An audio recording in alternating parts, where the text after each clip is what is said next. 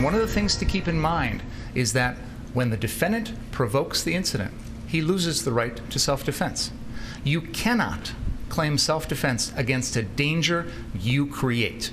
Kyle was a 17-year-old kid out there trying to help this community. The district attorney's office is marching forward with this case because they need somebody to be responsible. So we have almost reached that moment. That was some of yesterday's closing arguments in the Kyle Rittenhouse trial. Jury set to begin deliberating in about 30 minutes from now.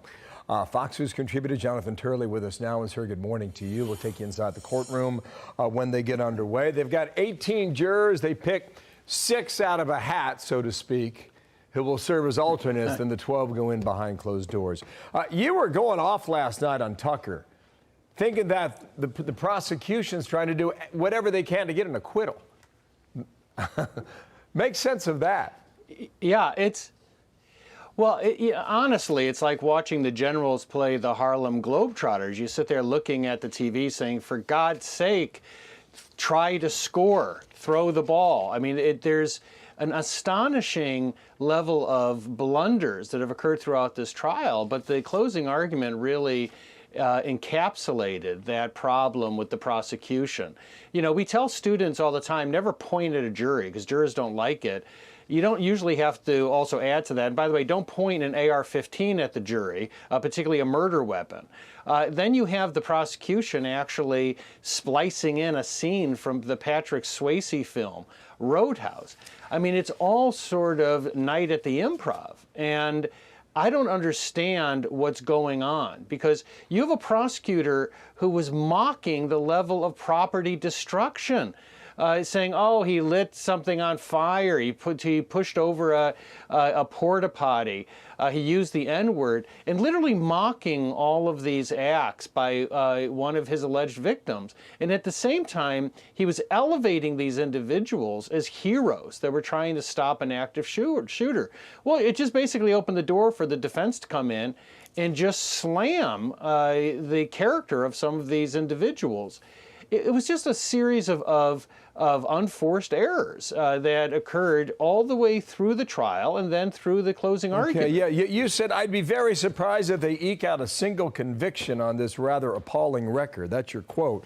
We'll see whether or not you're right. Let's talk about the media. Dan and I were talking about it a short time ago. On screen, guys, call 4-1. These were the claims that he crossed state lines, the gun crossed state lines. Rittenhouse had few or no ties to Kenosha, didn't understand law enforcement. Rittenhouse shot people as he ran away. None of that was played out in the court. But yet you had the media blaming the judge, who's gotten a lot of attention through this. Here's a sample of that. Roll it. I don't see how anybody can say that this judge is not biased and is not leaning in a certain direction. And he's shielding Kyle Rittenhouse, treating him as if he's a child. And so I think that the behavior of the judge in totality is the problem. This judge is an absolute joke. He's been a joke from the very beginning. Clearly, this guy has biases that are affecting the administration of this case.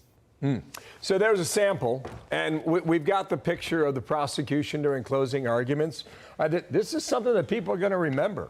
Why would he take an AR-15 and point it at people inside the courtroom?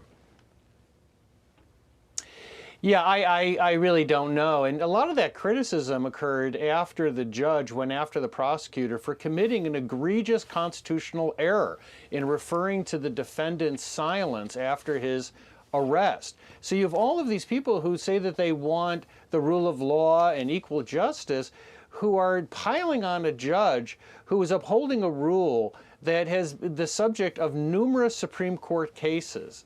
But the other thing that's odd about all of this is it's like watching two different trials going on in Kenosha. You turn on some of these programs and they're praising the prosecutor. The prosecutor has made every error you could possibly list. It's a textbook case of what not to do at trial. In his opening argument, his opening statement, he promised the jurors things that he didn't produce.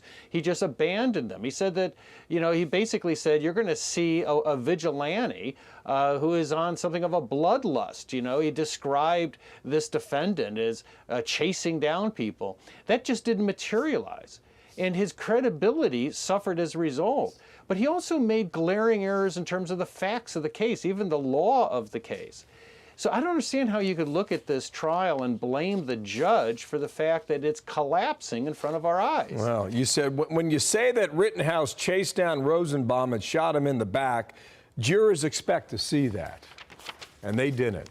Sir, stand by. We'll talk to you in about 35 minutes when we go back inside the courtroom. Jonathan Turley, thank you. Nice to see you today. Hi, everyone. I'm Brian Kilmeade. I want you to do me a favor. I want you to click to subscribe to the Fox News YouTube page. This is the only way that I know for sure that you're not going to miss any great commentary, any great news bites, any great interviews coming your way on Fox. You can get it all here on YouTube. So subscribe right now.